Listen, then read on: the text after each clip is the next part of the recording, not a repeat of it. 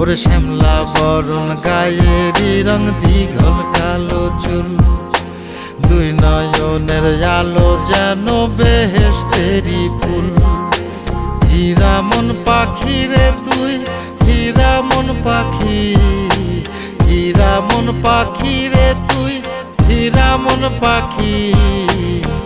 তোর আশায় আশায় আমি কণ্ঠ চাইয়া থাকি, তোর আশায় আশায় আমি কণ্ঠ চাইয়া থাকি।